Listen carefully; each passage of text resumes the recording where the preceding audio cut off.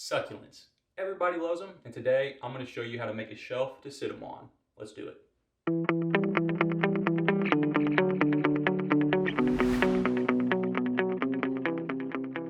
I start off by sanding down some 1x6 select pine using my Black & Decker corded palm sander.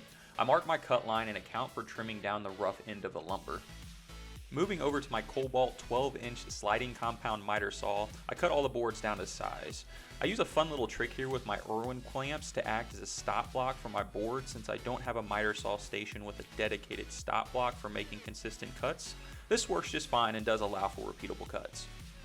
The nice thing about this project is all of the boards are the same size, 21 inches.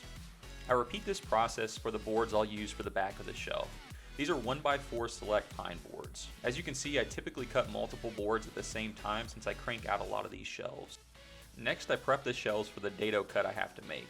I mark 5 inches in and use the backboard as a reference for how wide the dados need to be.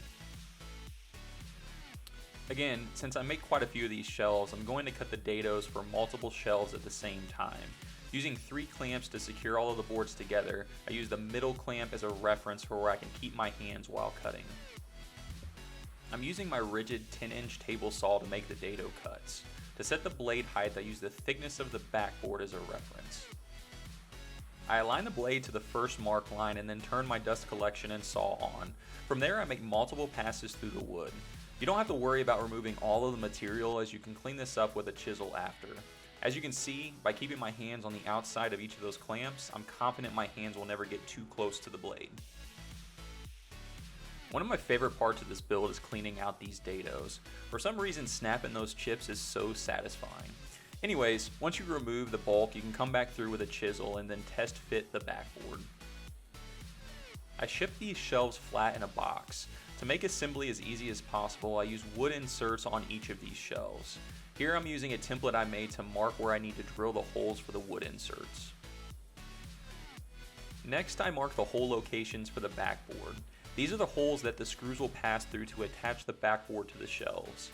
I scribe a line 5 inches in on each side of the board. I also make 2 marks indicating where the holes need to be to mount this to the wall. I use the same template I used on the shelves to mark the hole locations. This ensures that the holes will align perfectly to the holes for the wood inserts. Moving over to my Porter cable drill press, I use a 1/4 inch Forstner bit to drill the 4 holes through the backboard. I switch out my bit to a 3/8 inch Forstner bit and I drill roughly 1 inch into the marked locations on each of the shelves. I built a handy little jig for my press that positions the bit directly in the middle of each board. Now it's time for what seems like an endless line of wood inserts. I use 1/4 inch 20x15mm furniture wood inserts. I'll have a link in the description, but they're relatively inexpensive on Amazon. If you try and buy these at the big box store, you'll end up paying a lot more. I use some Gorilla wood glue to help strengthen the bond and I screw all of the inserts in. Moving to the backboards, I use my drill to finish off the holes that are used to mount this to the wall, and then I go back and finish everything off with a carbine tipped countersink bit to clean up the holes. Alright, and to wrap this one up, you can always throw some stain or paint on it and add some hooks to hang additional plants if you so desire. Stand the shelves up and align the backboard, screw it all together, and there you have it. Thanks so much for watching this video on how to build this succulent shelf. This is a brand new channel and I'd love to hear your thoughts, suggestions, recommendations. So go ahead and throw those thoughts down in the comments below. And as always, if you want to see more videos, go ahead and hit that subscribe button. Thanks so much, and until next time, peace.